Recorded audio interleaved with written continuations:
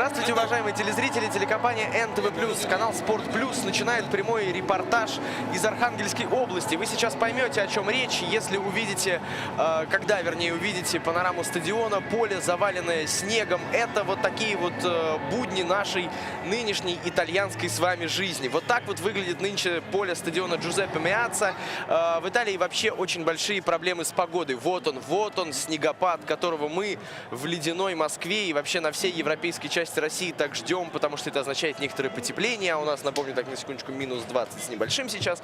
Так вот, в Милане валит снег вовсю. Несколько матчей итальянской серии А были перенесены в связи с тем, что погодные условия позволяют играть в снежки, лепить снеговика, кататься с горок и так далее, но не играть в футбол. В частности, были перенесены матчи Парма, Ювентус, Болонья, Фиорентина.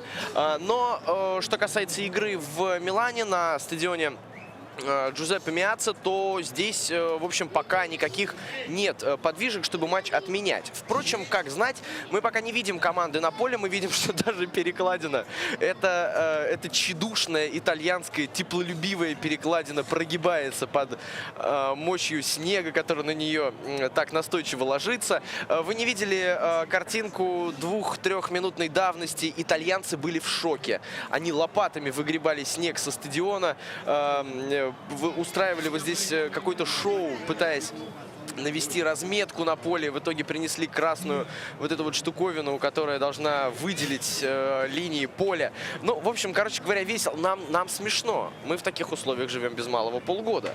Ну, может быть, в этом году не так все однозначно, потому что зима у нас, в общем, только сейчас получается обычный, такой привычный для нас, для русских, что называется. А вот на этом лице написан весь ужас происходящего, потому что то, что миланцы нынче видят, это, конечно, для них немножко удивительно. Пуховая промышленность Италии и, в частности, Милана, которая, в общем, является, безусловно, торговой, модной столицей Италии, делает сейчас, конечно, выручку на годы вперед, потому что народ отправляется в массовом порядке оптом практически скупать пуховики, шапки, перчатки, варежки. Они узнают, что такое валенки, наконец, и вот приходят на футбол. Кстати говоря, народу здесь совсем немного. И президент Интера Массимо Моратти говорил о том, что погода — это ерунда. И она не скажется никак на проведении сегодняшнего матча, а может сказаться, вернее, фактором может погода быть другим. Народ может не прийти. Его может отпугнуть вот этот вот снегопад, вот эта непогода, которая обрушилась на Италию, на Милан в частности. Но, тем не менее, игроки выходят на поле. Вот на это я даже с трудом себе представляю, какой флаг можно было бы здесь изобразить. Ну, наверное, алжирский бы смотрелся, где одна половина белая, другая зеленая, еще и красный крест. Красный серп, прошу прощения, и звезда. Ну, что-то в этом духе. Команды, тем не менее, выходят из подтрибунного помещения, как бы, может быть, им не хотелось остаться где-нибудь там, в глубине подтрибунного помещения Джузеппе Меацца, но они выходят. Вы сами можете оценить, насколько пугливы итальянцы. Вот эта неожиданная погода совершенно распугала всех туристов. Они сидят сейчас в своих гостиничных номерах по горло в горячей ванной. Итальянцы сами вовсю топят камины, и на футбол пришли самые стойкие и самые смелые. Понятно, что это все ирония. Надеюсь, что вы правильно все это понимаете. Фабрицио Микколи на ваших экранах, его бритый затылок. И он сегодня капитанит в Палермо. Ну, а Хавьер Санетти, естественно, Хавьер Санетти, кто же еще? Капитан сегодняшнего Интера. Мы с вами видели состав миланской команды. Сейчас обратим внимание на состав Палермо. И вот, собственно, как он выглядит. Вивьяно в воротах, Муньос, Мантовари, Сильвестре Бальзаретти, Бертоло, Донатти, Баретто, Захави, Будан и Миколи. Это стартовый состав Палермо. И у Интера Жулио Сесар в воротах, Майкон, Лусио, Ранокьян, Нагатомо, Хавьер Санетти, Полли, Камбьясо, Снейдер, Милито и Пацини. Обслуживает сегодняшнюю встречу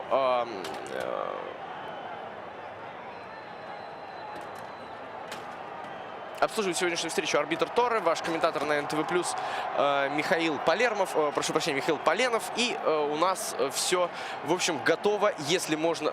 Да, Марко Гуида, конечно, Гуида обслуживает сегодняшнюю встречу. И у нас все, в общем-то, готово, чтобы игра началась. Хотя, наверное, все-таки привычная история итальянская нас, наверное, в других декорациях заставляет смотреть итальянский футбол. Но ничего не поделаешь. Зима. Зима. Говорят нам про глобальное потепление. Хотелось бы посмотреть в глаза этим людям. Это они обычно летом активны. Зимой почему-то как-то их совсем не слышно, когда на улице минус 20 с лишним, что на 10 градусов ниже нормы. Но, тем не менее, я думаю, что у нас сегодня будет смесь футбола, фигурного катания и чего-нибудь еще. Потому что на поле, конечно, будет скользко. Вообще в южных странах, в частности в Испании, ну просто потому что... потому что мне, честно говоря, эта тема ближе. Например, не существует, как просто в природе, не существует подогрева на стадионе, потому что страны теплолюбивые, избалованные солнцем, и поэтому никакой необходимости в подогреве просто-напросто не существует.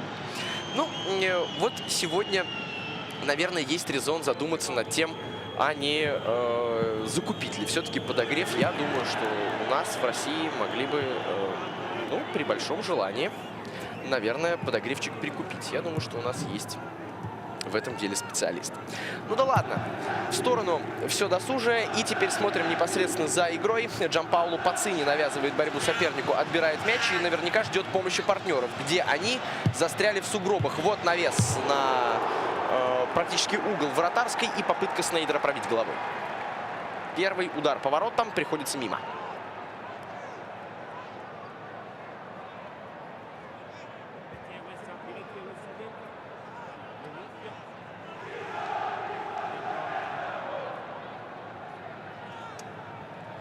Интер в предыдущем туре проиграл. Проиграл на выезде не кому-нибудь, а одному из главных аутсайдеров чемпионата Лечче.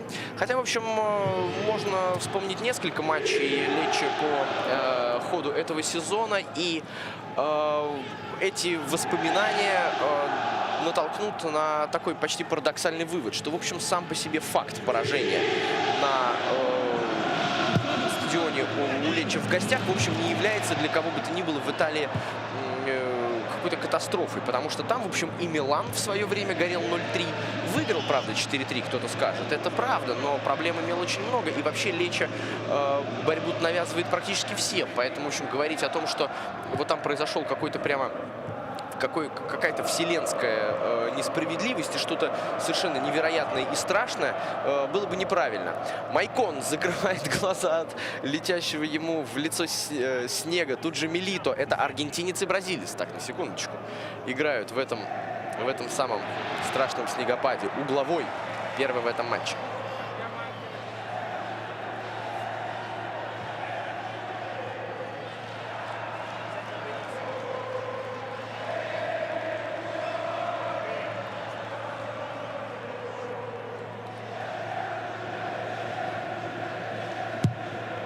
Мы слышали этот навес.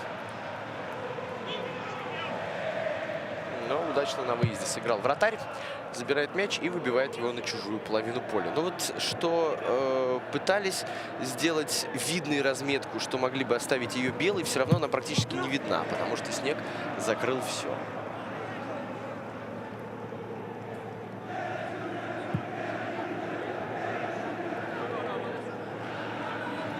Нагатума. Снейдер. Милито. Просится перевод направо. Если там хоть кто-нибудь, там сразу два. И кто? Майкон и Занетти. Подача в штрафную. Выбит мяч. И теперь контратака. Просит передачу Микколи. Получает пас. Но, правда, он один против соперника. Тут еще и Нагатума успевает вернуться. Ранокки удачно выставляет ногу. А Микколи еще и нарушает правила. В общем, короче говоря, мяч Интеру достается. Интер на минувшей, скажем так, неделе, вернее, даже, ну это не совсем правильно, наверное, вот в эти дни, которые отделили матч Лечче с Лечче и сегодняшнюю игру с Палермо, был, ну не то чтобы в центре скандала. Скандалом это назвать довольно трудно. Но, тем не менее, ходили определенные разговоры по поводу того, что... ну, может быть, не совсем правильно сказать «ляпнул», но, наверное, не совсем подумав, сказал Раньери. Или, может быть, ожидая другого эффекта. Произнес он фразу, что Снейдер не вписывается в его нынешнюю тактику. Он затем объяснил разницей построения, что команде привычнее играть по схеме 4-4-2, и Снейдер в этой ситуации выглядел не лучшим образом и вообще не очень был нужен. И, конечно, попытались из этого раздуть скандал. Но когда у богатых, успешных и так далее случается в доме разлад, это всегда становится, естественно, обсуждаемым событием и так далее. Это обычное явление. Но на самом деле скандал не получилось, потому что и Массимо Моратти, и Уэсли Снейдер, и Клаудио Раньери затем дезавуировали все намеки на скандал, задушили угли этого пожара, и он, в общем, ни во что не разгорелся. Поэтому конфликт исчерпан, и сегодня Уэсли Снейдер с первых минут в игре. Ну, в общем, и практически в атаке, конечно.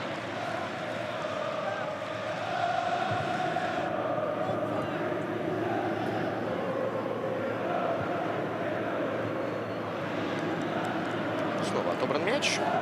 Палермо, не сказать, чтобы малыми силами атакует в начале этого матча.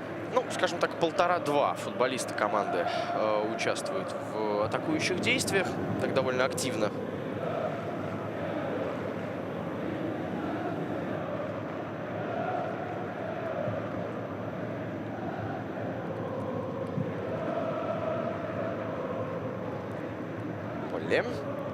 Мне почему-то лично хочется ему симпатизировать.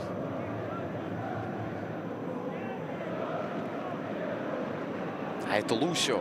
Ему тоже хочется симпатизировать, но по совсем другим причинам. Немножко рискованно играл бразилец, но с его опытом это, конечно же, допустимо. Нагатомо играет на Милито. Что такое? Мяч в руку попал. Окей. По берегу идем. Да, вот это движение. Действительно здесь мяч попал в руку. Милито вряд ли хотел играть именно непосредственно рукой. Вот Тьерри Анри в том самом злополучном матче против Ирландии. Вот тот играл рукой. Ну, что касается расстановки, то соблюдая просто формальности, скажу, что Ранокки и Лусио играют в центре обороны. У Интера на флангах слева Юто Нагатомо, справа Майкон, опорный полузащитник Эстебан Камбьясо, Андреа Полли и Хавьер Занетти играют центральных полузащитников, под нападающими Уэсли Снейдер и Диего Милито с Джанпаоло Пацини играют в атаке. Это что касается Интера. У Палермо в середине, в центре обороны. Ну, давайте досмотрим атаку, тем более, что Полли не кто-нибудь врывается в штрафную. Нет, там очень тонкая игра между фолом и поскальзыванием, потому что действительно снежно и скользко. И обратим внимание на то, что левый фланг наверняка будет задействоваться чаще. Это голевой момент. Эстебан Камбьясо попал в Бальзаретти. На подборе Майкон. Он же снова с мячом. Милито падает в сугроб. Сегодня не будет ни одной симуляции. Это 100%, потому что валяться в этом снегу для избалованных жарой футболистов очень неприятно, конечно. Так вот, Матиас Аугусто Сильвестре и Андреа Мантовани у Палермо сегодня играют в центре обороны. Бальзаретти играет слева, Эзекиль Муньос играет справа. В опорной зоне Массимо Донатти, а тем временем у нас наносит удар Микколи. В центре Николас Бертоло и рядом с ним Эдгар Баретто, под нападающими Эран Зехави и на острие атаки Игорь Будан и Фабрицио Микколи. Здесь не было попадания мяча в руку, так что, в общем, и разговаривать особенно не о чем, а здесь не было пенальти. Совершенно нормально. Массимо Донатти в рамках правил выбил мяч из-под ног у соперника. Поле. Снейдер. Икон. Подача.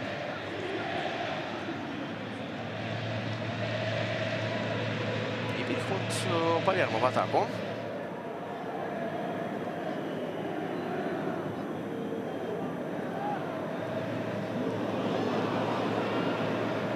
Здесь Ранойки.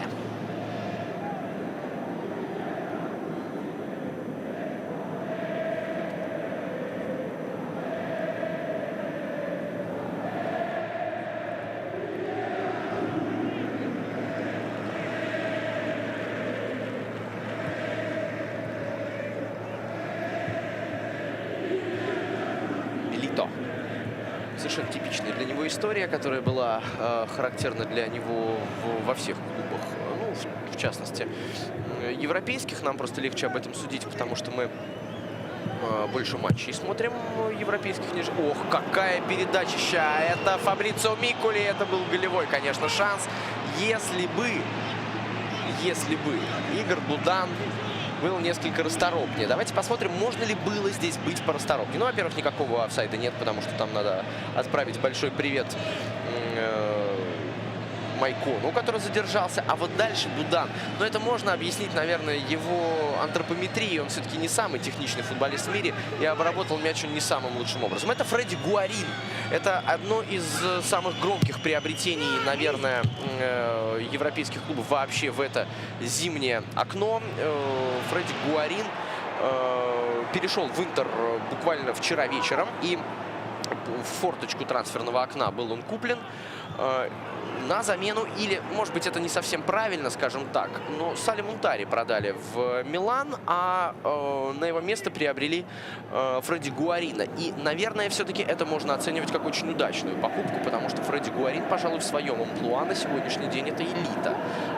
В футбольном мире один из самых интересных центральных полузащитников в современном футболе.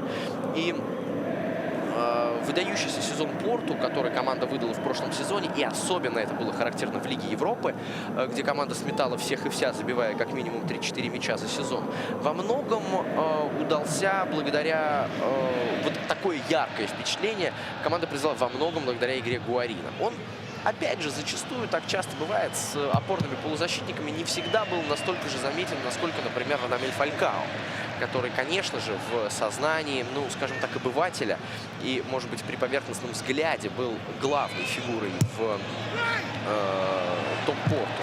Но и Гуарин в середине поля делал, конечно, выдающуюся работу. И очень много, кстати, голов тот же самый Фалькао забил именно с подачи Гуарина. И вспоминается, честно говоря, один из мячей, который был забит, по-моему, в матче первом полуфинала против Вильяреала. Я уж не помню, какой именно. Там, по-моему, Фалькао 4 ведь забил. Сейчас, конечно же, все не вспомнить.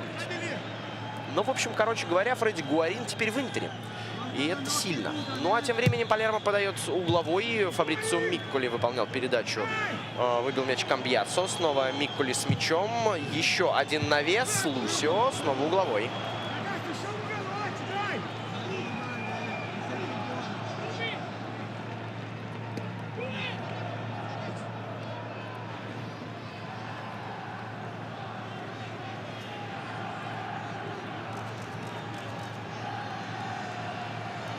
Со всех возможных ракурсов мы продолжаем наблюдать за этим героическим выносом мяча Лусио.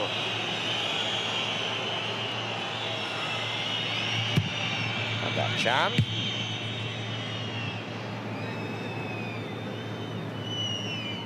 Мяч, вот обратите внимание, при продольных передачах это особенно бросается в глаза. Если они идут низом, мяч просто застревает в снегу. Ему тоже непривычно играть в таких условиях.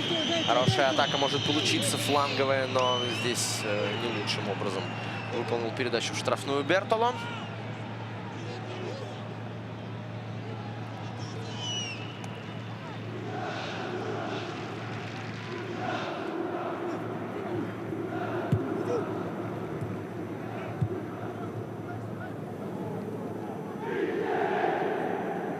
пенальти.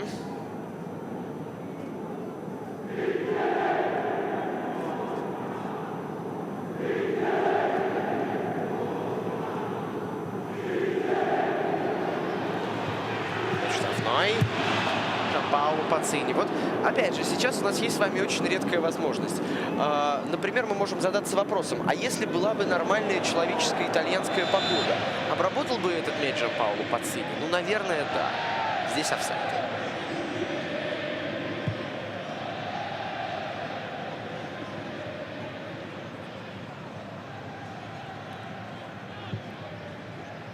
Поле. Забегает же Нагатома. Левый фланг. Слушайте, там нет снега. Ну зачем же вы играете в середину? Ну налево отдай, там и бежится хорошо. И вообще классно там. Да, 0-0 мы помним. Снейдер выполняет перевод направо. Ничего там не было.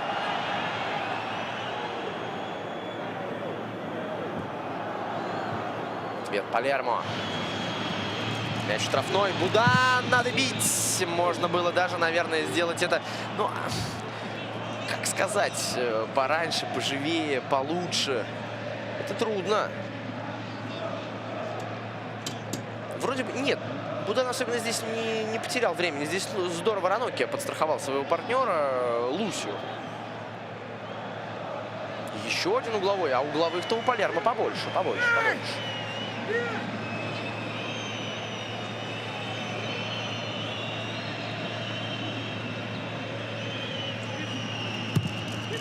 Подача. Опа, это гол. Это гол. 1-0. Палермо выходит вперед. Палермо забивает гол после череды угловых. Пятый или шестой корнер должен был в конечном итоге принести какую-то остроту. Он приносит и сразу гол.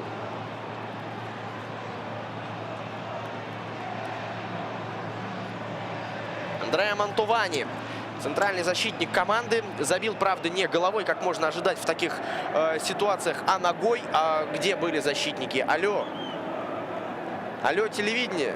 Где все? Куда вы делись, братья и сестры? Ну, вообще никого нет во вратарской. Конечно, Мантовани забьет. Это он еще выпендриваться не стал. А мог бы мяч остановить, обработать, почеканить. Ну что ж. 1-0. Палермо выходит вперед.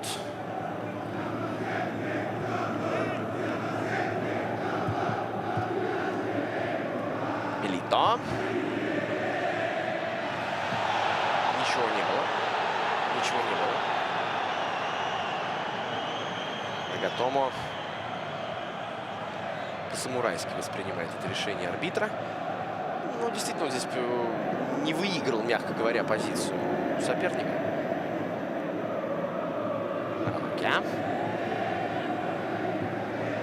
Снейдер.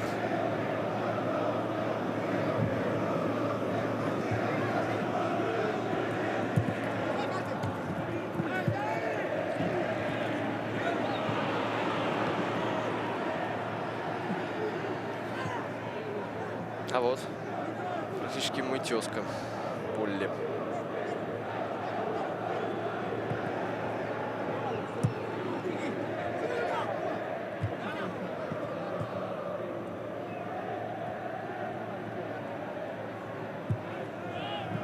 И опять пас вперед не проходит. А здесь очередной офсайд у Фабрицио Микколи.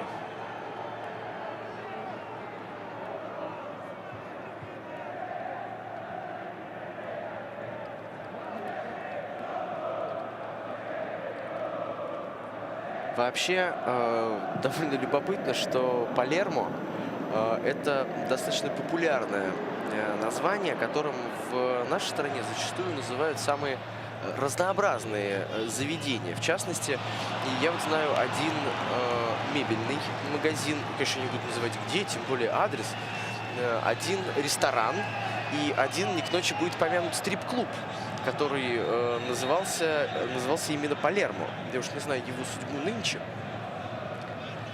что у них там и как. Я про стрип-клуб, конечно. Но, в общем, такое популярное название. Тут, конечно, работает зачастую магия Ну, собственно, сицилийская магия. Именно через Г, а не F. Это важно.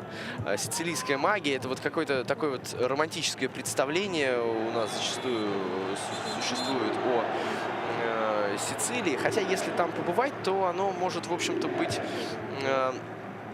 Оно может довольно серьезной правки подвергнуться. Вообще, мне кажется, что на самом деле минуте на 26-й есть смысл остановить матч и вывести снегоуборочную технику, потому что, ну, завалило просто все снегом.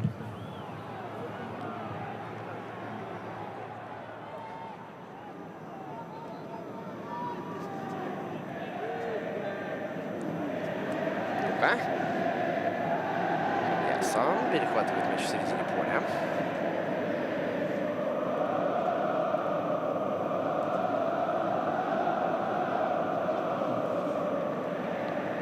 Ну, пока и Донатти, который играет в опорной зоне у Палермо, и Бертоло, и Эдгар Баретто, который играет ближе к атаке. В общем, справляются с Интером. Да, миланцы доходят до чужой штрафной. И, в общем, мы даже видели проникающие передачи внутрь штрафной площадки, что с флангов, преимущественно, правда, с незаснеженного левого, что и с середины поля. Но, в общем, сказать, чтобы это было как-то уж опасно, чтобы это было симптоматично, чтобы это к чему-то приводило, чтобы это было следствием преимущества Интера, наверное, это было бы преувеличением, не правда ли? Это говорит о системе, обороняется Палермо ведь не силами трех людей, правда? Тут все взаимосвязано. Но вот то, что в середине поля нет ни пространства, ни скорости у Интера, это, в общем, делает честь, безусловно, центральным полузащитникам. Ну а пока Джанпаоло Пацини у нас в розовой штрафной. Передача под удар, видимо, Снейдеру.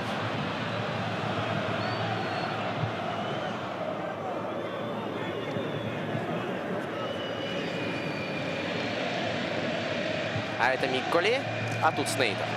Это Камбьясо был, конечно, прошу прощения. Это был Камбьясо. Как можно не узнать Камбьясо?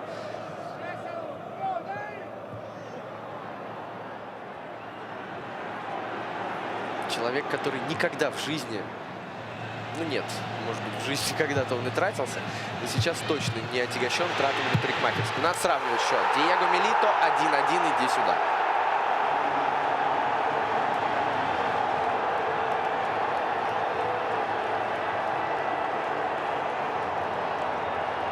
Девятый гол Милито в сезоне. Он, естественно, лучший бомбардир. С вами буквально несколько минут назад о том, что передачи-то в штрафную проходят. Они есть. И футболистам Интера зачастую удается за мяч зацепиться. Ну, я не буду сейчас в абсолютном смысле тут высчитывать проценты, говорить, в скольких случаях и скольки там зацепились или нет, насколько это было опасно. Но все-таки вот эта острота, которая была до этого, была, в общем, до известной степени сомнительной и спорной.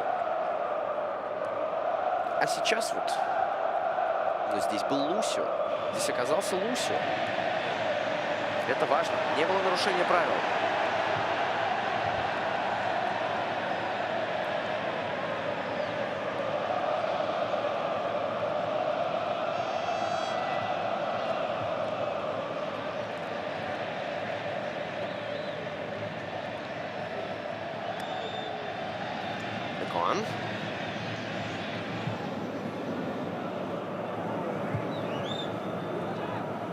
Готово.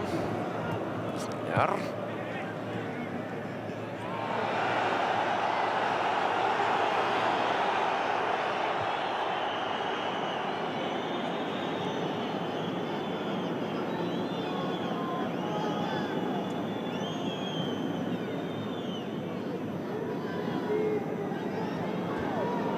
А вот уже и Бертоло.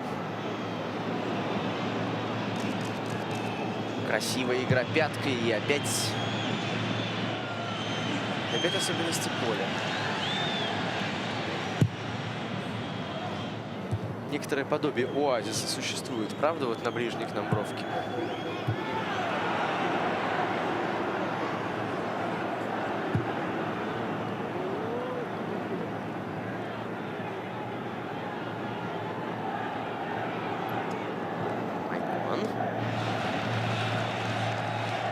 Бальзаретти удачно подставляет ногу, выбивая мяч за пределы поля. Вообще-то для Палермо игры на выезде в этом сезоне достаточно серьезная проблема. Команда очень неудачно на выезде играет, и главным образом она очень мало забивает. Но здесь она уже успела отметиться мячом. А мы с вами только что видели Бартоло Мутти, который возглавляет нынче Палермо. Тренер, который, в общем-то, не сказать, чтобы был очень уж известен, звезд с неба не хватал. В свои 57 лет возглавлял, в общем, команды не самые выдающиеся. Или выдающиеся, но не в самый лучший период.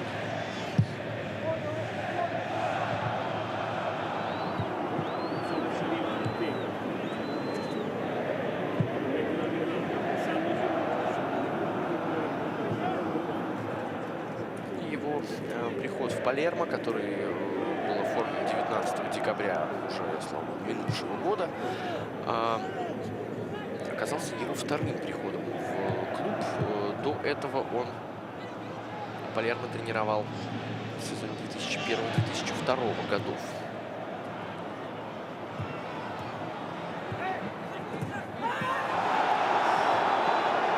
Жестковато.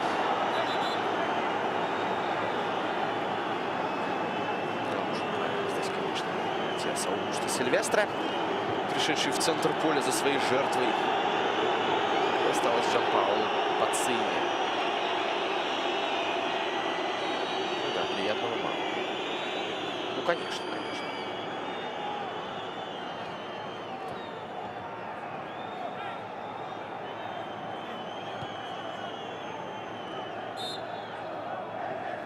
Уэсли Снейдер у мяча.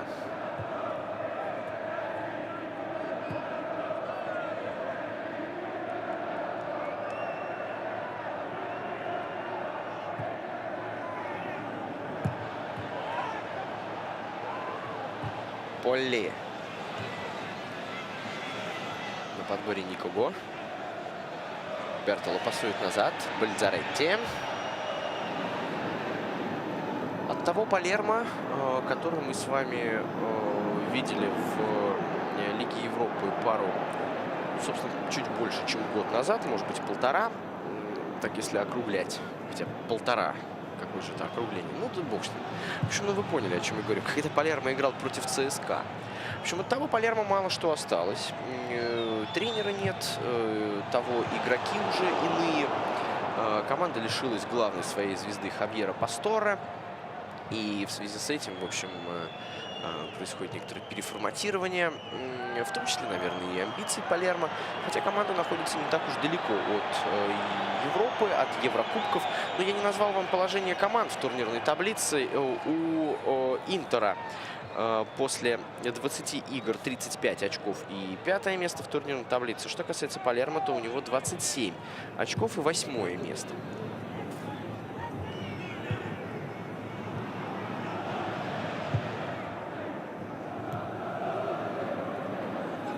Миколи. Его не пускает японец Нагатому.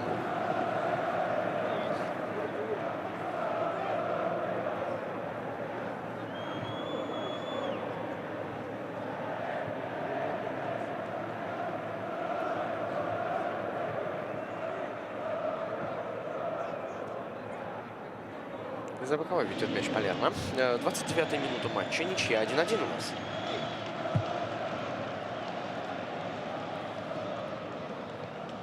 Монтувани и Милито. 5 минут разделили голы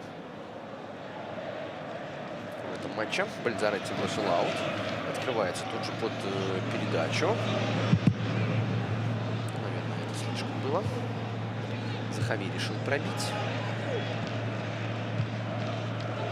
Еще один заброс на Будана. Бальзаретти. Бальзаретти и Дзанетти. Подача. На Бальзаретти и Санетти просится сама на язык рифма что-то связанное с Йетти. Но они действительно сегодня снежные люди. Вот Джанпаоло Пацини. Весь в снегу.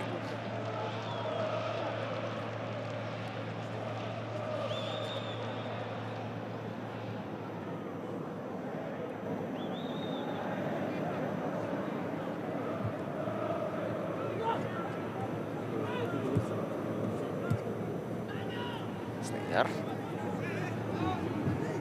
Вот, пожалуйста, расстановка 4-4-2. И Уэсли Снейдеру есть в ней место. Ничего страшного.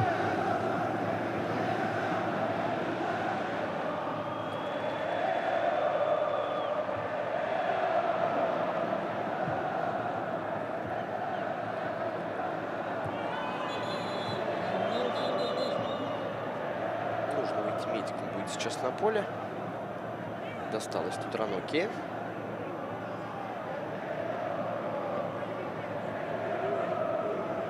Это Клаудио Раньери. Что-то Кватро, Дуэ. В общем, все понятно.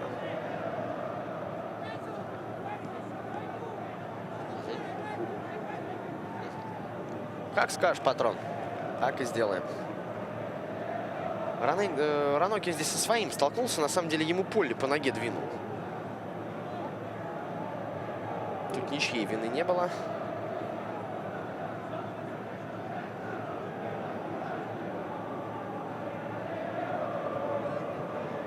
Раноке, смотрите-ка, стойкий перец. Футболочка с коротким рукавом. Таких, кстати, на поле немного. Да, снегопады обрушились, в частности, на Италию, вообще на Европу. Кто-то мог в новогодние праздники, отдыхавшие в Австрии некоторые знакомые, не могли, собственно, даже добраться до магазинов. Все было завалено снегом.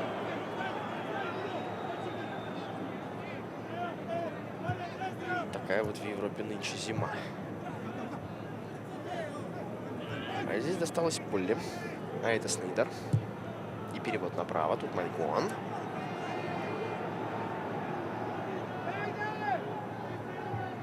Еще один навес. Ух!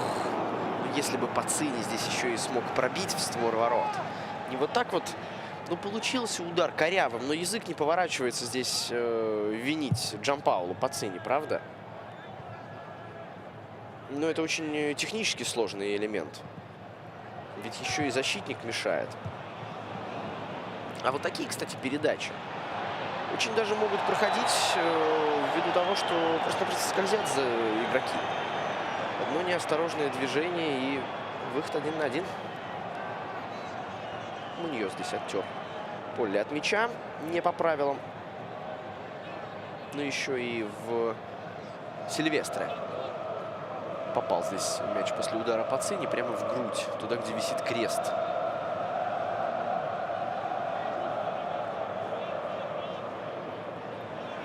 Вивьяно выставляет стенку достаточно внимательно и довольно солидную. 4 человека.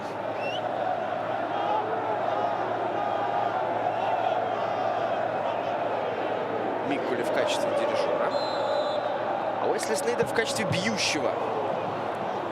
Лусио что будет делать? Ну, собственно, даст мячу уйти, конечно. Заодно еще и рекламный щит двинул. И переменил рекламу на нем. А то она там застоялась.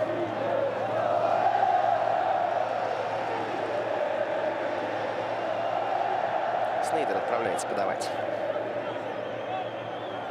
Я не могу пока сказать, что у Интера есть преимущество.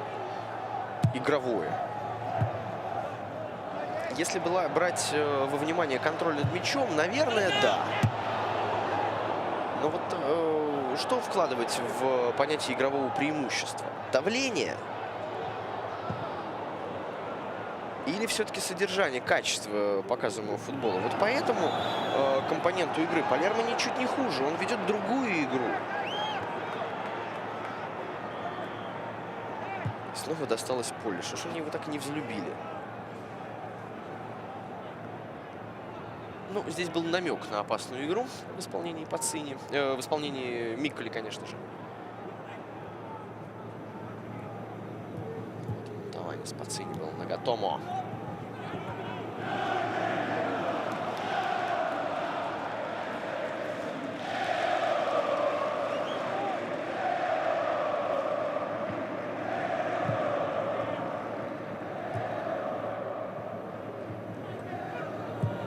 Милито переводит мяч направо. Майкон. Санетти. Майкон. Снова Санетти. Может быть опасно. Милито. Высоко. Но, тем не менее, за эту атаку давайте вашу зачетку. Зачтено. Хорошая атака, классная стеночка в середине поля. Все очень здорово, своевременно сделано. Но Интер все-таки. По ходу этого сезона с Интером происходили самые разные истории. И, конечно, наверное, вот это наш наверняка. Наш.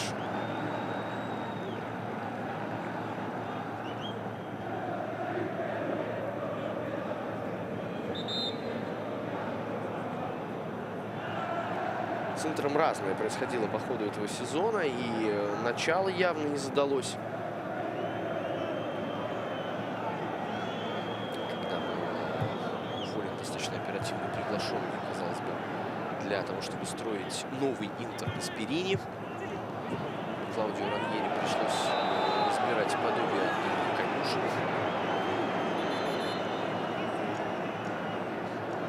Естественно, стали вспоминать, что вот... Работал адекватных людей в Интере не было. Все только ломали то, что строил Маур. Или, по крайней мере, лучше не делали, что команда достигнет тогда своего максимума, выиграв Лигу Чемпионов и все такое. Сон. Оли.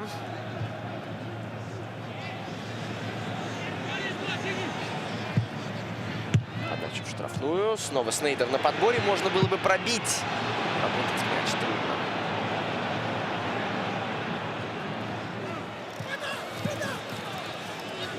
Готово. После.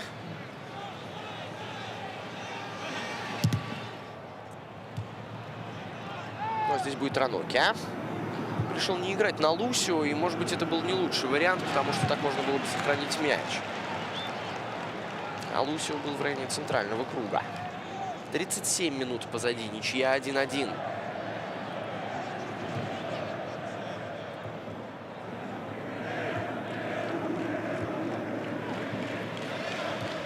Перенесены матчи между Аталантой и Дженуа, Сиеной и Катанией, Болоньей и Фиорентиной в этом туре. Ну а кроме этого играют Удинезе Лечче, Лацио Милан, Кальяри Рома.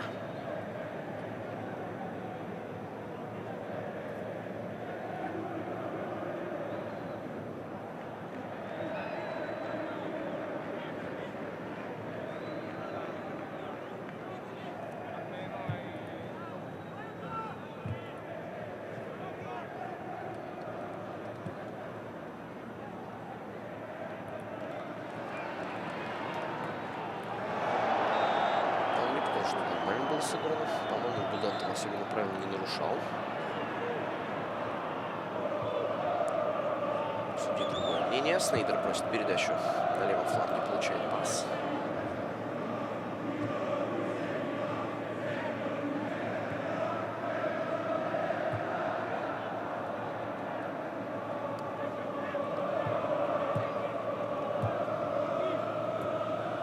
Снейдер.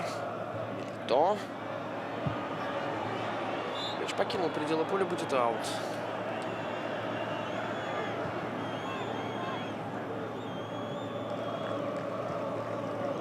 Муньос достал его явно за пределами поля, но мяч укатился туда от ноги Диего.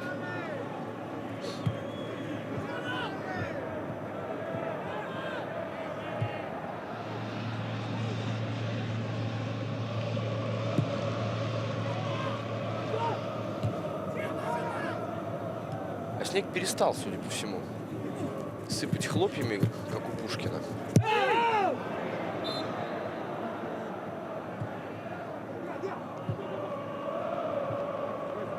нет, все еще идет. Но уже не так настойчиво. Сыграет достаточно уверенно. А вот здесь вполне возможно ошибка, но успел подстраховать.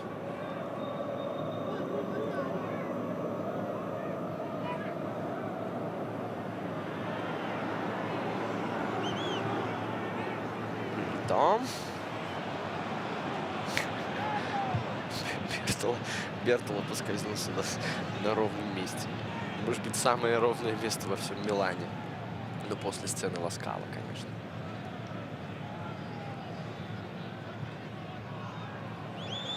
Лусио.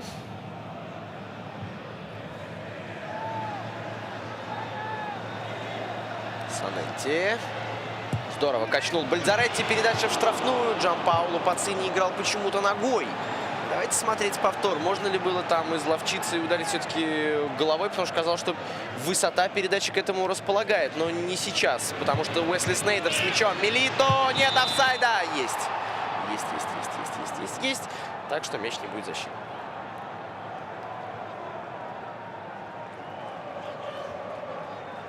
Да, арбитр прав.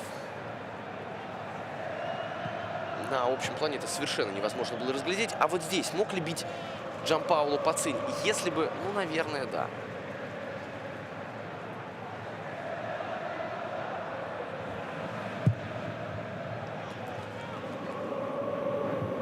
Вполне кажется, что он мог нырнуть рыбкой.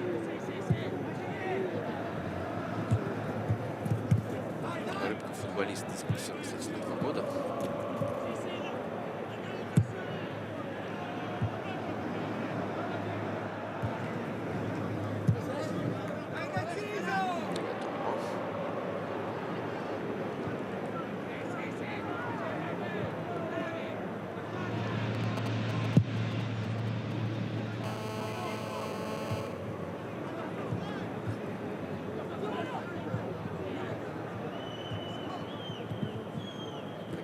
Опять же.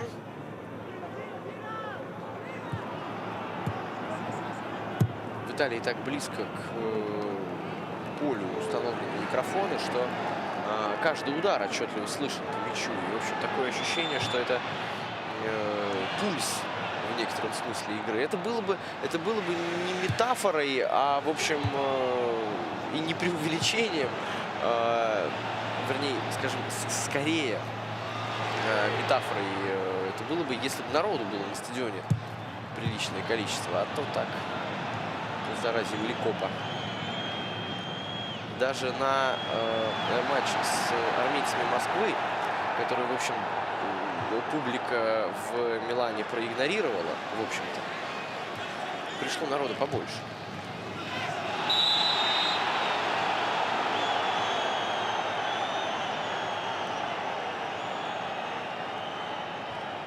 Сейчас опять начнем говорить 6 смс за первый тайм. А это неправда. Если Снейдер передачу на Диего Милито, тот был в положении вне игры. Уиду увидел.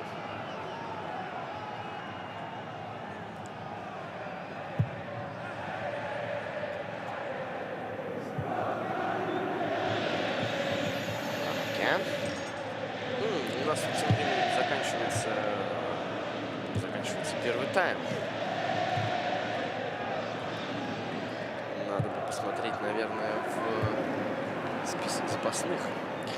Кастеллаци, Кордоба, Киву, Паломбо, Оби, Сарате и Кастанос в составе Интер могут на поле появиться. Цорвес, Агирре, Рогай, Писано, Васкес, Аква, Иличич и Мехмети могут выйти на поле в составе Палермо. Вот такие вот у нас запасы.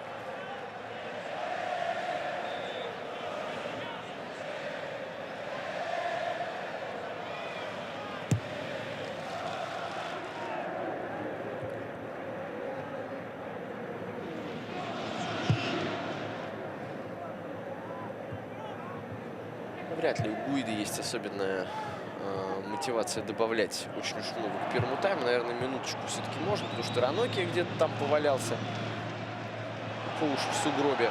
А вот что здесь будет? Микколи. Эстебан Камбьясо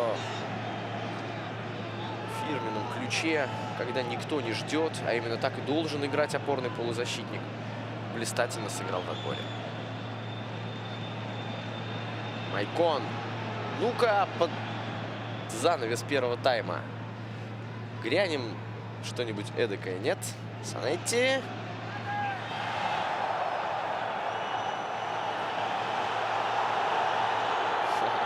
Бальзаретти сейчас. Бальзаретти продавил. Начал там кричать арбитру что-то. Ну, вообще, конечно, здесь очевидно все было. Мяч ушел от Санетти. И какие здесь могут быть претензии? Довольно забавный эпизод. Ну и дальше все нормально. Минуточку добавил судья. Минуточку, пожалуйста. Будьте любезны. Вот она и пошла. Интересно, а удары в створ, вообще кроме голов, были в этом матче? Знаете, я не помню, честно говоря, чтобы как-то радикально вступали в игру Вивьяну или Жулио Сева. Ну, вот сегодня у нас так. В зимнем Милане.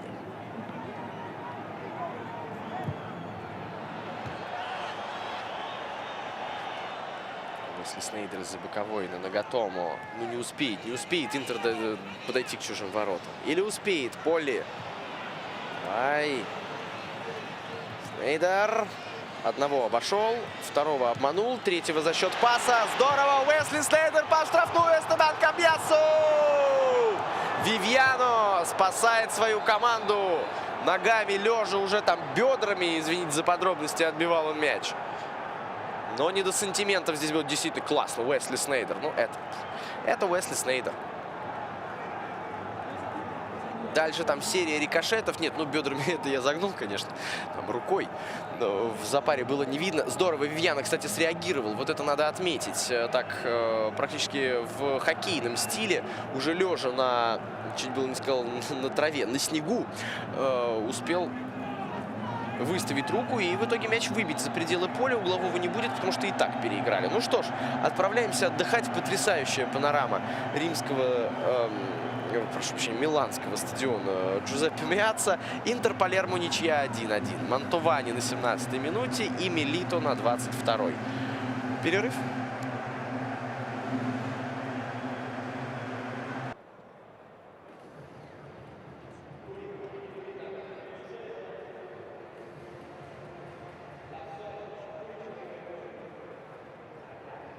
Мы с вами возвращаемся на стадион Джузеппе Меацца в Милан, где всего лишь -2.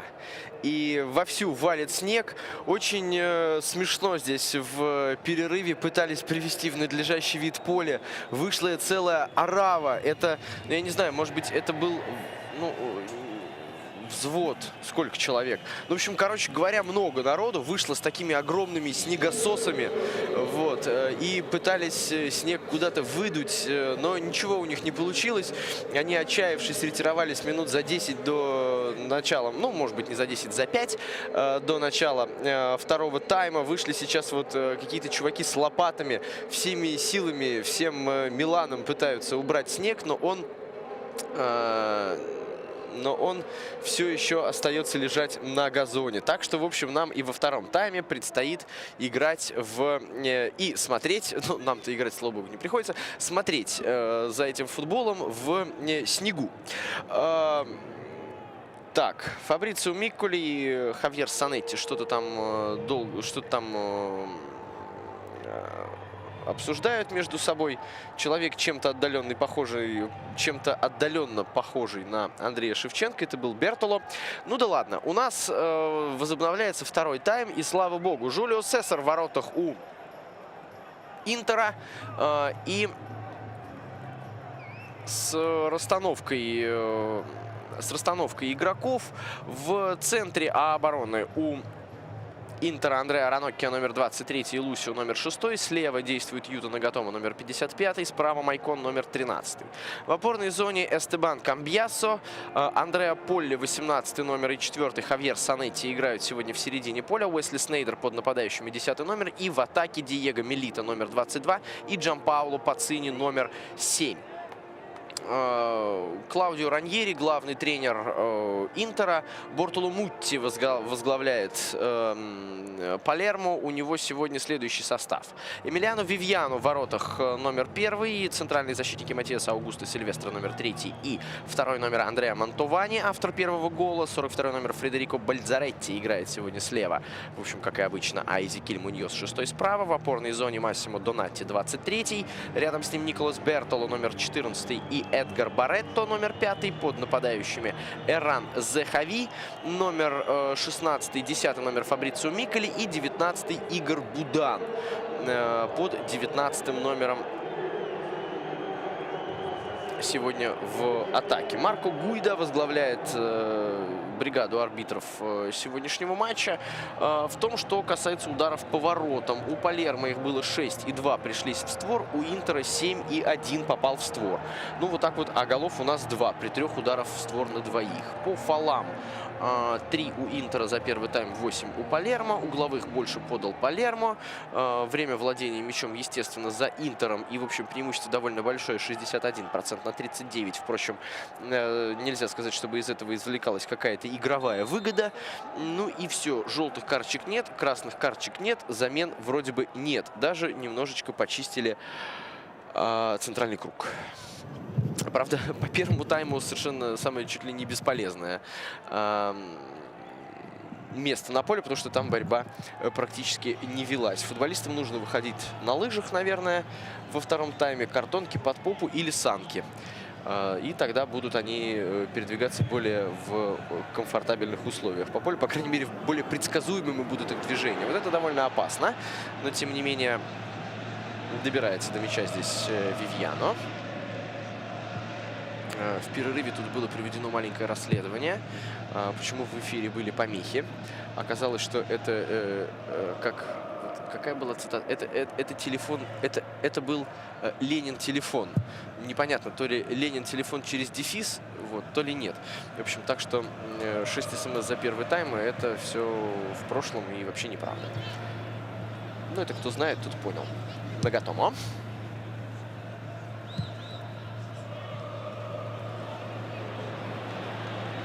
Лусио попер вперед. Ух, Лусио, красавец какой, разогнался. Его здесь без фола, да? Ну ладно, окей, хорошо. Мне показалось, что Донатти там все-таки правила нарушал.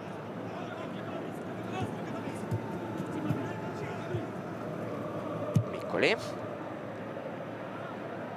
По первому тайму одно из основных впечатлений, пожалуй, касается смелости Палермо игры в атаке. Команда совершенно не прижималась к собственным воротам, несмотря на то, что владела мячом меньше, чем соперник, и заметно меньше.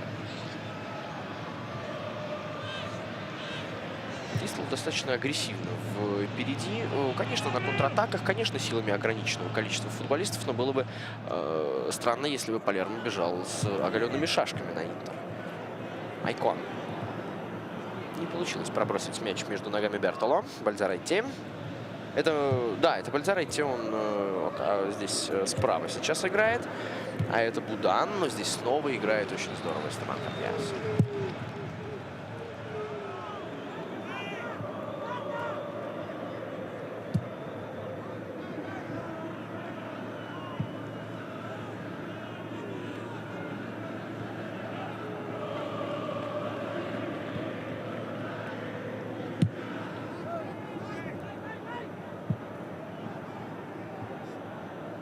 Бальзаретти.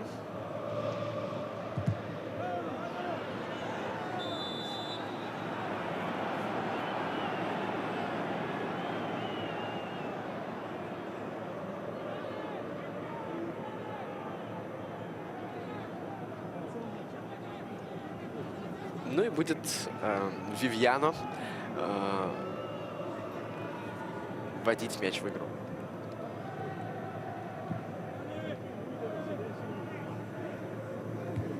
Лусио выиграл верховую борьбу. Будан, мяч в штрафной. Там он, по-моему, попал в руку Раноке. Нет, можно играть, считает арбитр. Ну да ладно.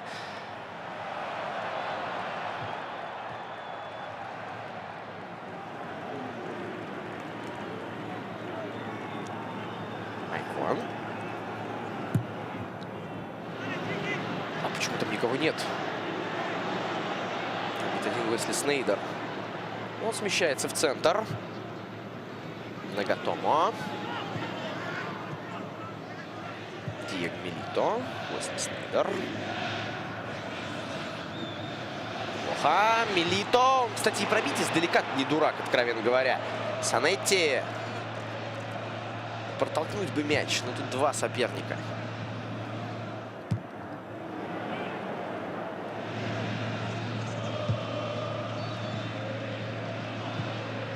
Поле переводят направо. До Снейдера не дойдет. Значит, там совершенно спокойно играет Муньос.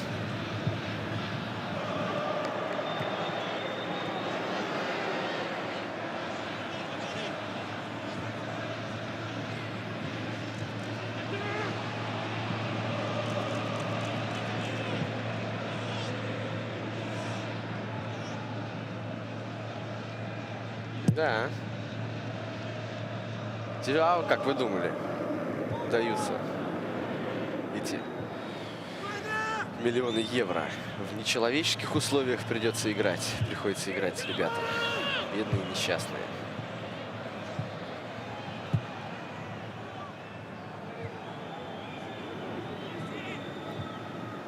Давайте.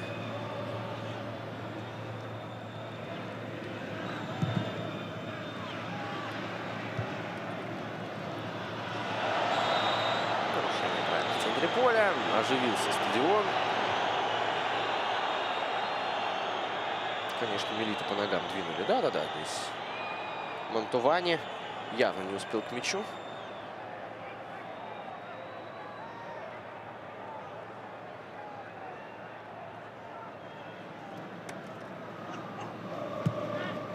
И еще одна длиннющая передача на Джанпаоло Пацини.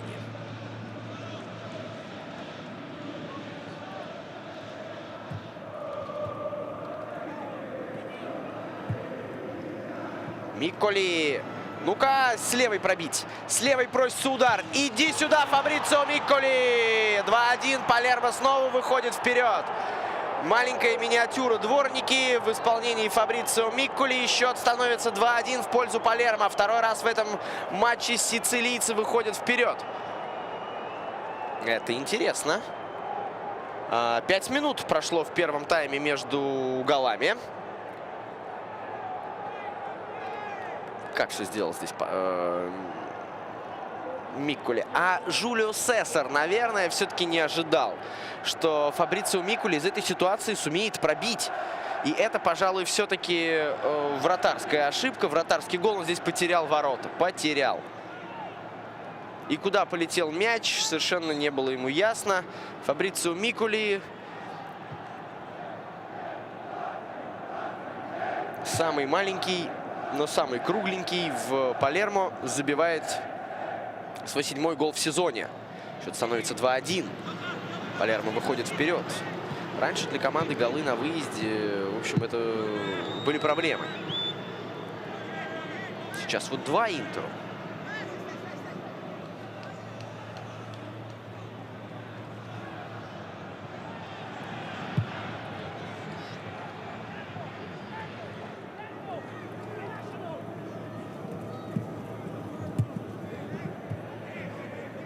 Санетти. Милито. Снейдер против Муньоса.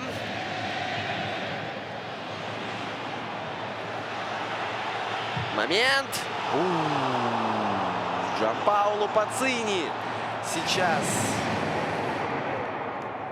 На чем свет костерит судьбину. И Диего Милито, что тот не отдал ему передачу. А пас действительно просился. Но Милито, наверное, все-таки не совсем... Ну, в этой ситуации довольно трудно было оценить обстановку. Потому что мы ведь с вами поняли, что Милито был сейчас, может быть, не совсем прав на замедленном повторе. Когда мы уже увидели эпизод в развитии, увидели его в динамике, увидели эмоции, увидели повтор. И вот тут нам стало... Ага, догадался разведчик. Нам стало понятно, что, наверное, все-таки можно было катить параллельно воротам. И Джанпаоло Пацини можно было забивать любой частью тела. Но это все стало понятно нам только на повторах. А в динамике это было совершенно не очевидно. Это пенальти. Если дело было в штрафной, это пенальти и удаление. Нет, пока желтая. А где это было? Нагатомо зарабатывает для своей команды. Пауза. Так, какой номер? По-моему, 2-й. Монтавани, по-моему, нарушил правила. Нет, Эзекиль Муньос 6-й.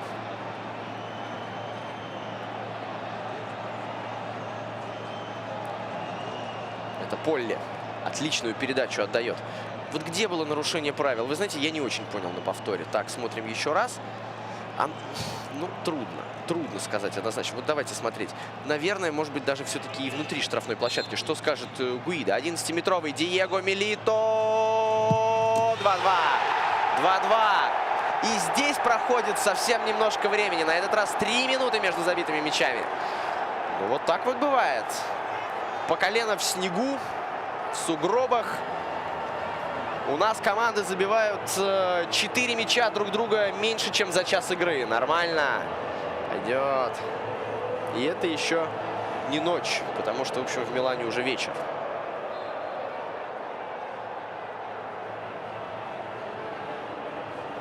Два-два.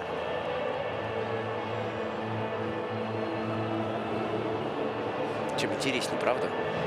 Вообще смотрится игра, и совершенно стереотипное мнение об Италии, об итальянском футболе, как о закрытом футболе, давным-давно уже разбивается. И не один сезон подряд итальянская результативность заставляет нас говорить о матчах серии А в несколько другом контексте. Может быть, для кого-то, для особенных ретроградов, свыкнуться с этой мыслью тяжело, но почвы для таких разговоров много. И дело здесь в просто меняющейся философии итальянского футбола. Хотя кто-то скажет и будет прав в том, что итальянская сборная, в общем, как играла в традициях Катеначо, застегнуты на все пуговицы, так и играет. Нельзя сказать, что это радикальным образом меняется. Но дождемся Евро. В конце концов, чемпионат мира или Европы — это тот самый выход в свет, по которому и стоит судить о тенденциях, о векторах развития, о чем еще угодно. Отборочный цикл — это немножко другая история, потому что там соперников, равных тем, которые будут у Италии на Евро, все-таки не было. Ну, такое лирическое отступление.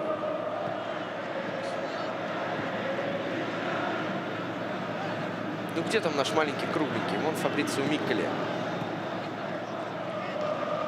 Такой на Колобка похожий. Но это в значительной степени ему комплимент, потому что то, как он ушел от защитника, было возможно во многом благодаря, собственно, его габаритам. Снова Нагатомо входит в штрафную, прострел. Спокойно. Да, он видел партнера. И опять через Муньоса пошла вот эта передача. Довольно любопытно, почему Муньос остался вернее, перешел на правый фланг Бальзаретти, перешел на левый.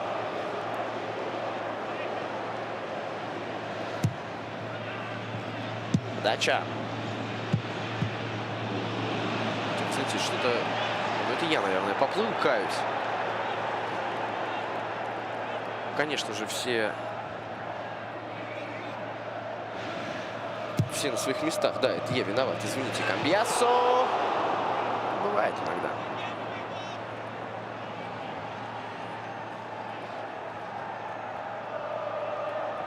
Чуть-чуть не дотянулся Диего Милито.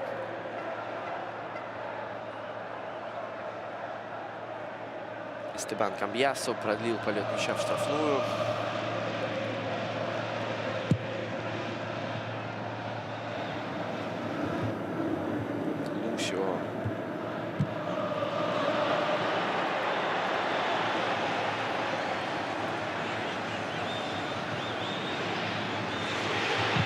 Удар с дальней дистанции. Если бы мяч шел в створ, это был бы гол, потому что Вивьяно довольно далеко вышел из ворот.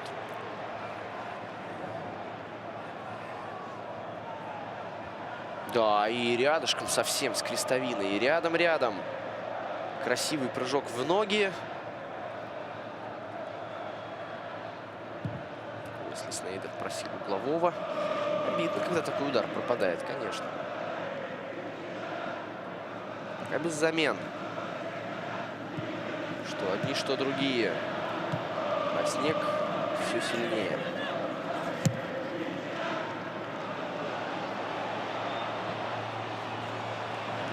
Как бы не заиграться здесь Сираноки. Камбьясу пришел на помощь. Опять вот он... Вот это, конечно, характеристика опорного полузащитника. Он опять взялся откуда ни возьмись в самый нужный и подходящий момент. Когда, казалось бы, вот Игорь Будан сейчас делает один другой шажок, и он заберет мяч, который Раноки, казалось бы, упустил. Но нет. Вот здесь Эстебан Камбьясо. И все. И владение опять у Интера. А дальше уже бои локального значения за мяч.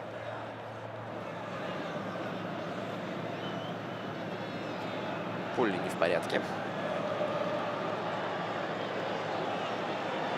Вот его Раноки сейчас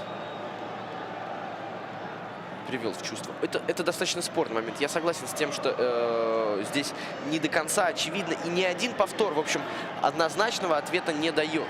Было ли нарушение правил внутри, все-таки нет.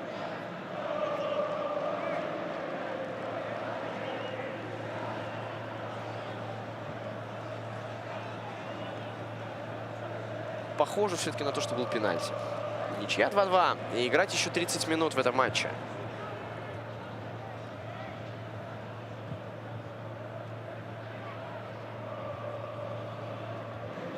Камбьясо. Блистательно. Диего Милито. 3-2. Интер выходит вперед. Передача была сделана головой Эстебаном Камбьясо из центрального круга. Но мы сейчас увидим этот повтор.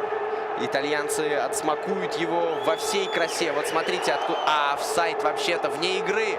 Но судья мог его не увидеть. Мы сейчас хорошо видели, что было положение вне игры. Длиннющий пас Лусио. Мяч, казалось бы, выбит в безопасную зону, из которой невозможно обострить. И то, о чем мы с вами говорили, мяч скользит по этому полю совершенно непредсказуемо. И защитник мимо проехал. Вот видите, вот это падение ключевое. Выходит 1 на 1 Диего Милито и спокойно закатывает мяч в пустые ворота. Блистательный Эстебан Камбьясо и неповторимый Диего Милито, как Лиза Боярская и Константин Хабенский. Эрос, извините, но так его зовут, Писано выходит на поле вместо Изекиля Муньоса. Время позднее. Ага, и Йосип Иличич. Йосип Иличич вместо Эрана Захави сейчас на поле появится. Двойная замена. Одну-то мы видели с вами. Бортоло Мутти готовил заранее. Ну что ж. Йосип Иличич. Футболист, в общем, подававший в свое время достаточно большие надежды. Он в Палермо с 2010 года и, в общем, достаточно долгое время был игроком основного состава. Игрок, который тяготеет в большей степени к атаке. Ну и атакующий полузащитник. Ну и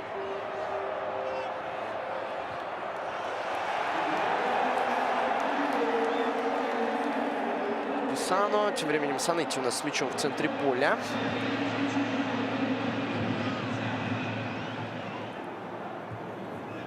Эрос Писано. Защитник, который вышел, в общем-то, по позиции вместо Изекиля Муньоса. Не случайно мы с вами обратили на это внимание, что и гол второй, вернее пенальти, и еще один опасный момент с участием Диего Милито. Помните, когда он не отдал ту самую передачу, да? И еще один эпизод пришлись на правый фланг. Это, в общем, то место, которое у Палермо во втором тайме 2-3, даже, может быть, 4 раза дало сбой.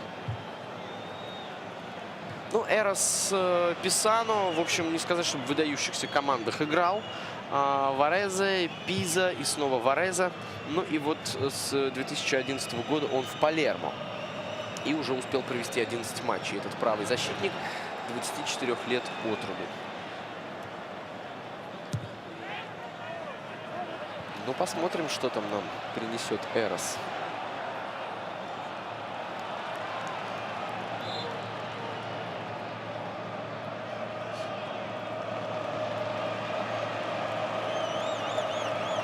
Замена в составе Интера. Уходит Полли, вместо него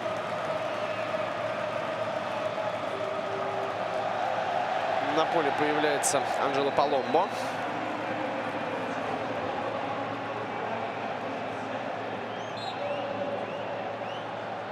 Да, здесь был офсайд. Здесь был офсайд, но Диего Милито большущий мастер игры на острие. Вот он показывает. 3 я забил. 3. Да, то мы не знаем. Совсем недавно у Милито на спине был написан счет матча. Теперь уже футболку надо менять, если он стремится соответствовать. Неплохая передача. Писано, тот самый наш любимчик.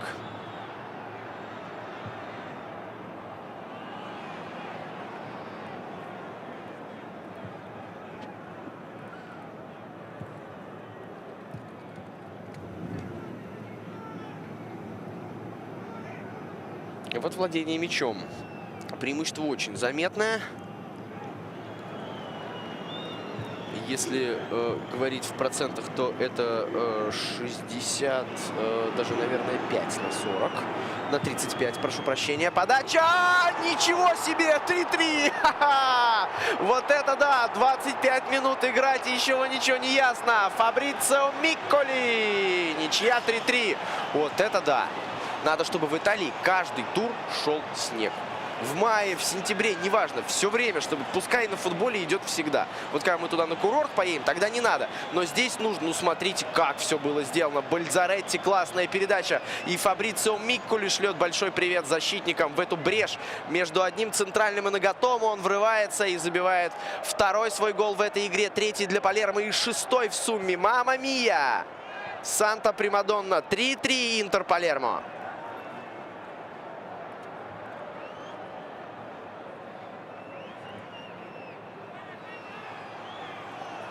Вот это круто. Вот это круто. Ну и теперь уже не поймешь. Ага, вот это. Обратите внимание. Уэсли Снейдер покидает поле. Обе вместо него. Уэсли Снейдер после того, как он был заменен в матче с Лечи. Вот тут довольно любопытно посмотреть. Ну, к сожалению, камера этого не показала. Но, может быть, итальянцы нам покажут повтор. Было ли там какое-то соприкосновение рук главного тренера и футболиста. Потому что, в общем, было достаточно... Ну, опять же, был скандал такой... по поводу этой замены, мы с вами уже говорили об этом в первом тайме. И вот опять Уэсли Снейдер уходит с поля. И, в общем, не кажется, что он как-то выпадает или что-то еще не устраивает в его игре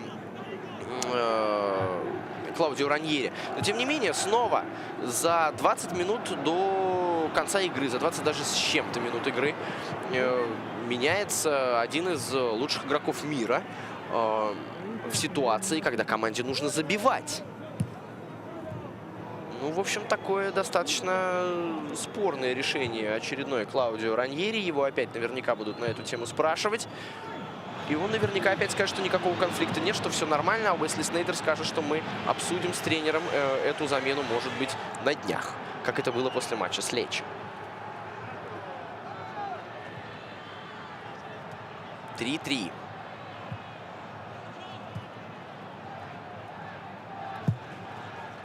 В том, что касается игры Палермо в гостях, вот давайте вдумаемся в эти цифры. Побед ни одной на выезде, 3 ничейных результата, 7 поражений. До этого в 10 матчах было забито 2 гола. Здесь за 60 минут игры 3, а здесь 4-й матч. Это покер Диего Милито. Как говорит Александр Иванович Шмурнов, каре на тузах не меньше, да на джокерах практически. Ничего себе! Диего Милито 4-3. Вот это да! Это Италия, да? Это унылые 0-0, ага. А чье очарование? Я приоткрою немножечко интригу, если кого-то бесит это, приглушите звук телевизора или iPad, или где вы там нас смотрите. Назову вам скажу вам, как идут параллельные матчи, потому что сегодня играется еще несколько игр в итальянском чемпионате. Но вот пока с нашим матчем может, да какой там конкурировать, Кальяри и Рома. Там какие-то жалкие 5 голов. 3-2 ведет Кальяри. У нас тут уже 7. Диего Милито 4 мяча. Вот это да. Вот это да. Красотища какая.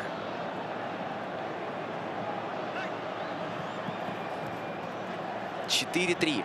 Без Уэсли Снейдера был забит 4-й гол. Это тоже важно.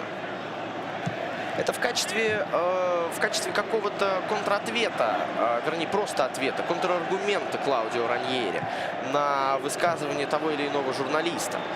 При счете 3-3 я убрал Уэсли Снейдера, мы забили гол. Какие вам еще нужны? А если этот гол окажется победным? Хотя почему-то в это верится с трудом, потому как развиваются события. Мне немножко обидно за Палермо. Команда играет по-рыцарски, с открытым забралом, с копьем наперевес. Мчится вперед, пытается забивать. До этого на выезде забили 2 гола, сейчас 3. И если команда в такой игре, в качельной, где гол за голом, где ни одна команда не является сильнее другой, где Палермо действительно играет круто и смело, если в такой игре команда не наберет очков, будет за них просто по-человечески, по-футбольному обидно, правда? Но с другой стороны, обида — это и жалость, это немножечко не то, что должно быть в спорте.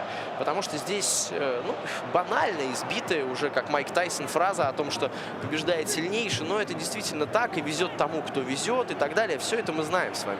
Все эти наборы, суповые наборы этих фраз, они есть и никогда, наверное, не поменяются, как бы не менялся футбол. Но за Палермо все-таки обидно. Хавьер Санетти выполняет передачу, машет мимо мяча Джанпаоло Пацини, но тут, как тут, Диего Милито. И он бьет, заметьте, это очень сложный гол. Он в касании ведь наносил удар, находясь на высокой скорости. Попробуйте сами, выйдите во дворе вот так вот. Сейчас, правда, в минус 20 особенно не побегаешь, но тем не менее. Попробуйте, когда чуть потеплее станет. Например, в минус 16. Уже другое дело. Вот так вот, сколько раз вы попадете в створ после передачи справа, при этом разгонитесь-ка от центрального круга. А Милито оттуда начинал бежать, когда передача шла на правый фланг. Фредди Гуарин в стильном пальто. И Майкону мяча. И жалко, что всего 20 минут до конца.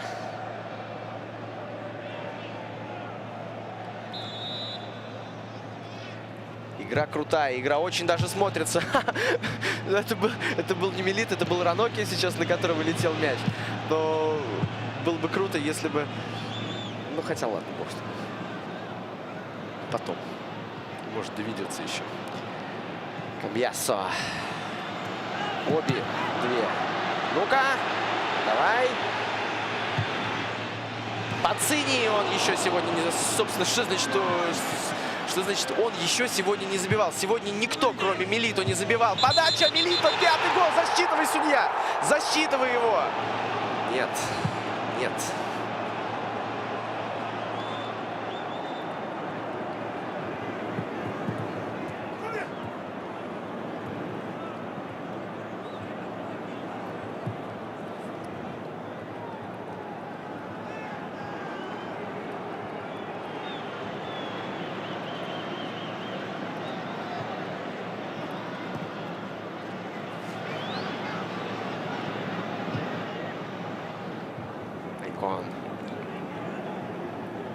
Так, показал нам на мяч.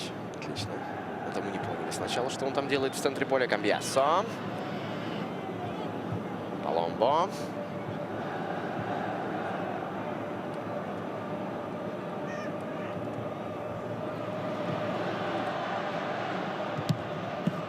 Камбьясо снова накрывает соперника. Ну не пройти сквозь него. Ну абсолютно это невозможно. Диего Милито, 4 гола в матче. Круто.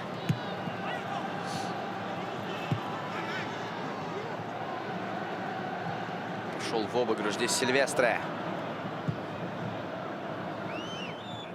Бальзаретти. Надо идти вперед. Микколино Бальзаретти. Мяч ушел.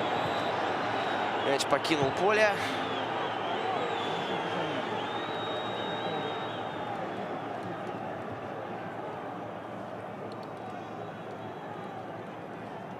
Как обидно, что мяч покинул пределы поля, да?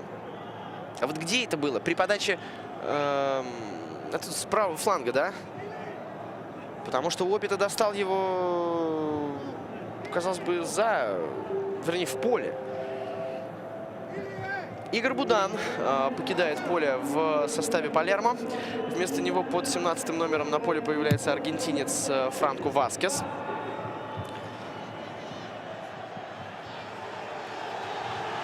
Что здесь? Удар от ворот.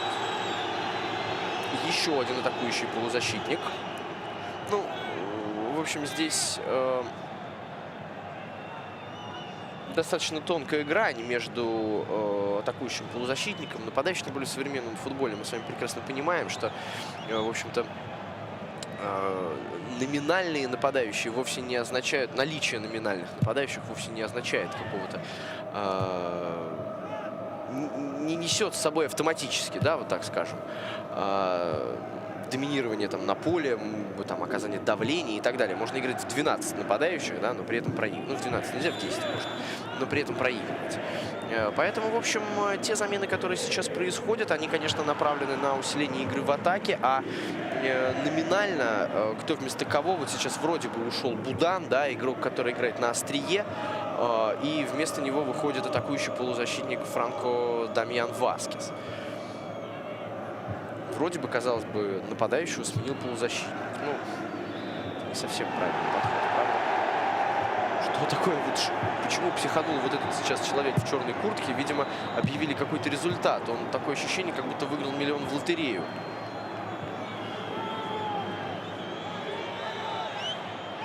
Видимо, что-то случилось.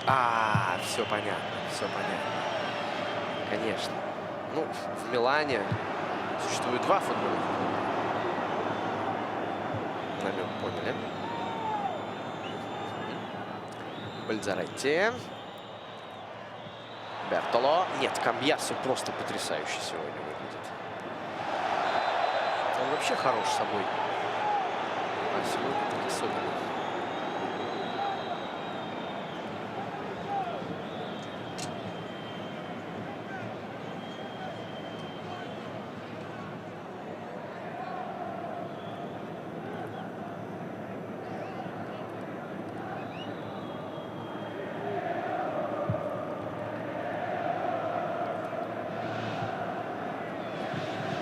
Где бы ни получал мяч Диего Милито, где бы он ни навязывал сопернику борьбу, защитников Палермо начинает все трястись. Они бьются в панике. Это тот самый. Он забил нам 4. Скоро у него пальцы на одной руке кончатся. Показывает, сколько голов он забил. Ну, ничего страшного, можно будет подключить ноги. Для этого, правда, надо будет снять бутсы, но до 11 голов в матче все-таки, наверное, не дойдет. Исполнение одного игры. Хотя, кто знает, кто знает. Игра сумасшедшая, абсолютно непредсказуемая. Камбьясо. И главное, что любопытно, и это, в общем, за это нужно сказать спасибо судье. Очень немного сегодня фолов. Он прекрасно понимает, это вот как раз следование духу игры, не только букве, где все достаточно четко и описано, в общем, определенными парадигмами, да, фиксацией фолтом и так далее. Он допускает достаточно высокий уровень борьбы. Он понимает прекрасно, что игроки скользят, что зачастую какие-то столкновения происходят не из-за умышленной грубости, а ввиду природных условий, что по-другому просто не может быть. И вот этих лишних свистков нет. Игра смотрится, она не разваливается на какие-то кусочки, правда, отдельные. Она смотрится реально на одном дыхании. Оби. Это высший класс. Оби. Это очень круто. Головой в сугроб прямо. Ну, это тройной тулуп. Красавец Оби. Как перемахнул, а? Поедет сейчас на Олимпийские игры в Лондон в июле. Будет прыгать в высоту. У Рыбакова есть серьезная конкуренция. Санетти, Милито.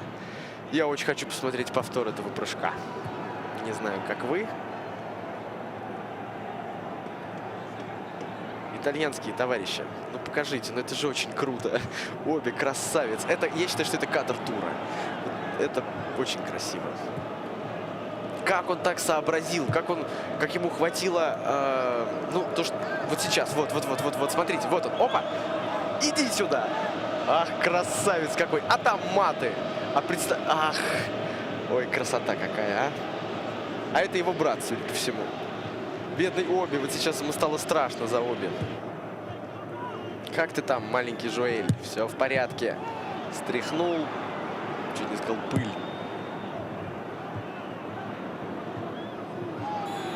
Снег с лица, с бровей и дальше. Классный кадр. Супер. 10 минут до конца.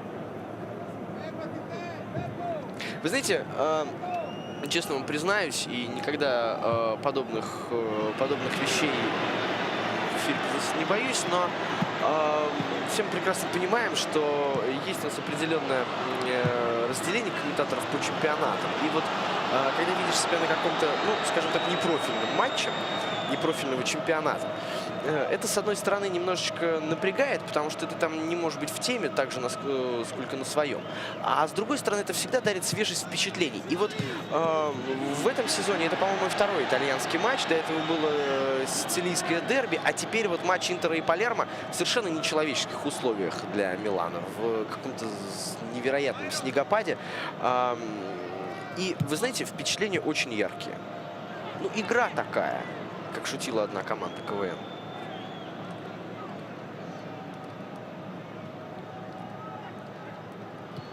Это, конечно, выступление о Жоэле Оби, это для Ютуба. Это вот завтра появится, и завтра итальянские юмористы, комментаторы обязательно на эту тему пошутят. Возможно, они уже сейчас шутят, уже пишут текст. Правда, он будет коротким, потому что эпизод, собственно, немного времени занял. Микколи в офсайде. Давайте посмотрим повтор. Сейчас каждый момент на счету.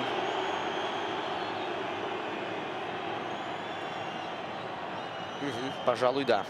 Пожалуй, да. И дело здесь не только в руке Микколи, которая целиком была в офсайде, но и даже отчасти его левая нога была в положении вне игры.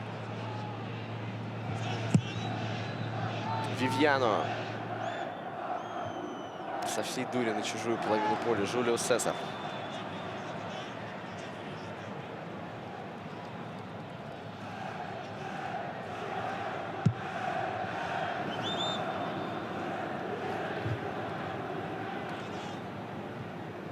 Ранокия. Ошибка на ровном месте. На скользком месте. Васкес зарабатывает угловой. —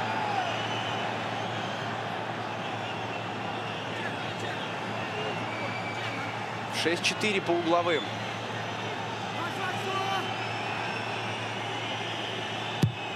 Подача. Нет. Здесь все спокойно. Здесь хватает своих министров обороны. У Интера в штрафной. И еще один длиннющий пас вперед. Нет, ну здесь только.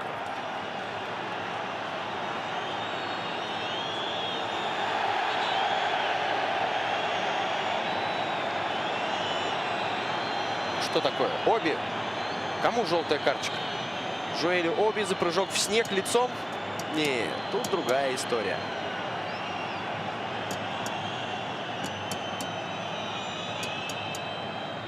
Ну, здесь Фабрицио Микколи, конечно, встретил не очень дружелюбно.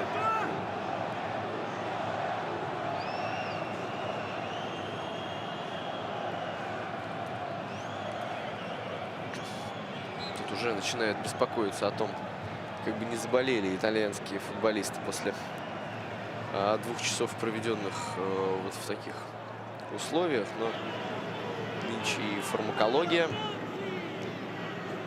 далеко шагнула вперед. Опа-опа. Там драки не хватало под снегом.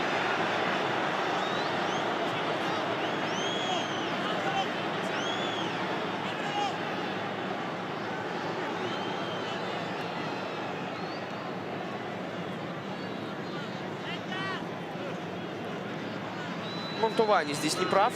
Это Сильвестр был, прошу прощения, конечно.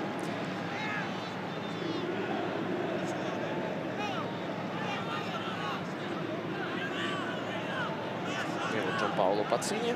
Видно, как он сдерживается.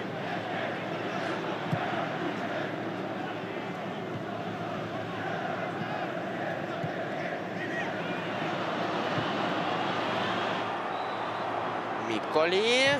Удар поворотом. Гол! 4-4. Фабрицио Микколи. Хет-трик на покер Милито. Микколи отвечает хет-триком. И у нас снова ничья. Вот это да!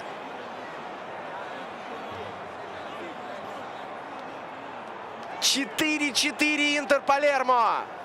Фабрицио Микколи. Похож гол немножечко на тот, который он забил, я не помню какой по счету, но неважно, когда Сесар потерял ворота. Нечто похожее, правда. Там, правда, защитник был поближе и угол не такой острый.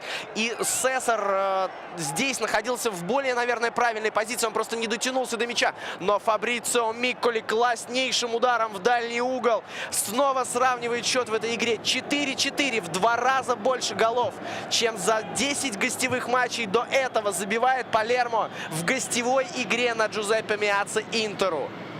Вот это да! 4-4. Дело даже не в счете, дело не в 8 голах, которые мы с вами увидели. Сарате успеет выйти сегодня на поле, нет? Дело в том, что мы посмотрели просто совершенно... Вот это то, что называется романтичным футболом, правда? Это когда нет борьбы, какого-то желания там потянуть время, когда игра не требует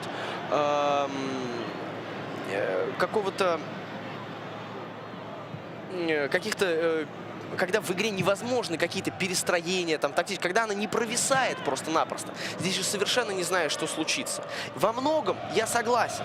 Это объясняется полем, это объясняется во многом да. И может быть, более того, может быть, погодные условия диктуют эту игру. Но это не важно. Мы с вами сегодня посмотрели крутейший матч, который через там 4, 6, 7 минут закончится. И вот это обидно. Но я думаю, что даже те, кто не являются большим фанатом футбола, эту игру смотрят не отрываясь. Мне почему-то кажется так.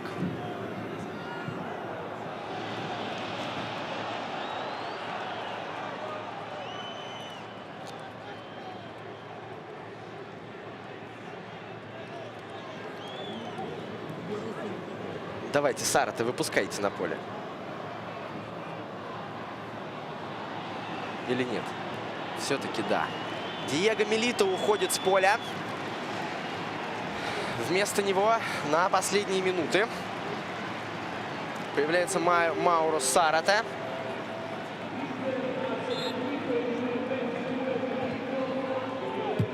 Диего Милито. 4 мяча в сегодняшней игре. Неужели этого мало для победы? Невероятно. Но факт.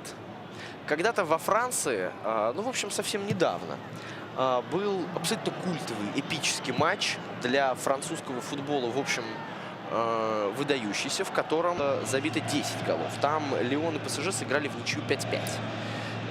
Ну вот сегодня мы, может быть, такую результативность и не продемонстрируем в этом матче, но выдающаяся получилась игра по драматургии, правда? Смотрите, ни одна команда не выходила в счете больше, чем на 1 гол. Она не вела больше, чем в 1 мяч. Это очень классно. И Палермо, и Интер сумели за счет собственной игры, собственных каких-то внутренних ресурсов и резервов добавлять в нужный момент. Это смотрится всегда особенно круто, правда же? И тут, в общем, мало что можно анализировать с точки зрения тактических построений, там, ходов, которые изменили игру. Может быть, впоследствии да. И в этом смысле будет очень любопытно почитать реакцию тренеров на этот счет. Потому что когда происходят такие матчи, они, конечно, не в восторге. С одной стороны, круто, что ты забиваешь 4, но плохо, что ты 4 пропускаешь. И одно здесь без другого не бывает.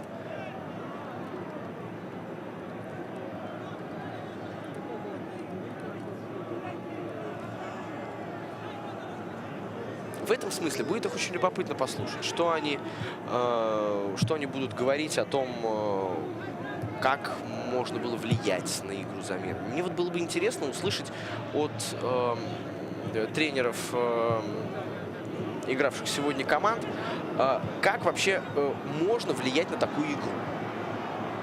Что в ней можно изменить? Еще не вечер. Продолжается игра. И штрафной удар прямо по центру относительно ворот. И отсюда очень даже можно бить.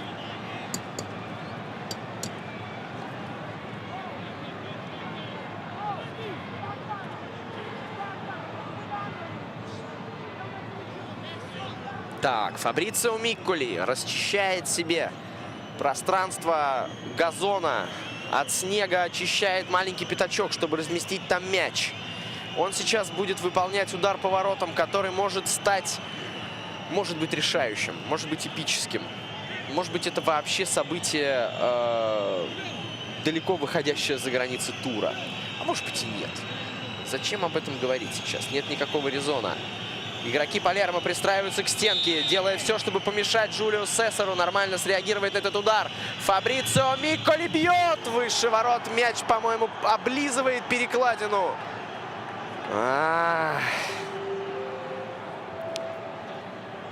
Нет, он проходит заметно выше. Заметно выше. Добавлено 3 минуты. В эти 3 минуты за 3 минуты команды успевали сегодня обмениваться голами. Что будет здесь? Вот Клаудио Раньери теперь будут спрашивать по поводу Снейдера. Ага. Ведь при счете 4-3 гол был, да, при счете 3-3 был забит гол без Снейдера на поле, но без него был пропущен мяч. Представьте, если Интер сегодня очки потеряет. Я не говорю, насколько это реально, просто вообще как факт.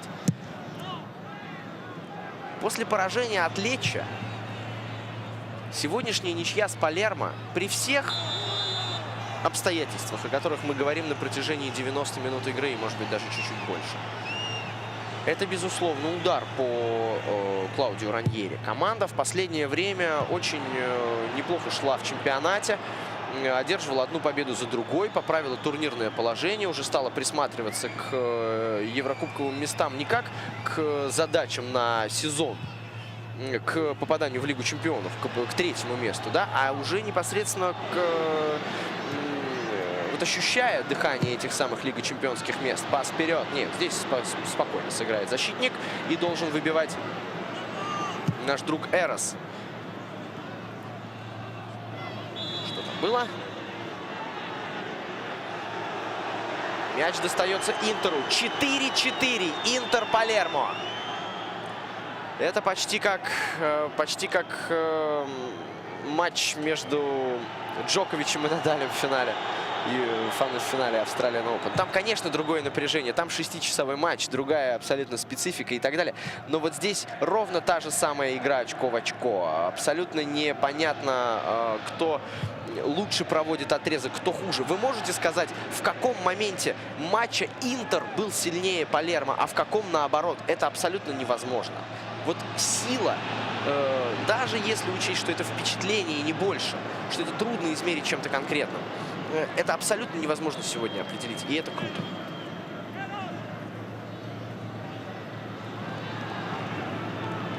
Писано зарабатывает аут для своей команды. 4 гола забивает Палермо, имея до того лишь 2 в 10 матчах на выезде.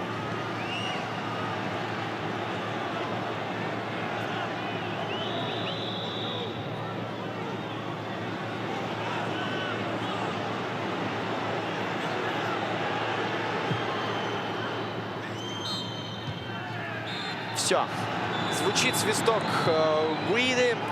Ничейный счет 4-4 в этом матче. 3 мяча в исполнении Микколи. Покер в исполнении Милито. Еще 1 гол Монтувани. И вот таким образом у нас формируется итоговый результат этого матча.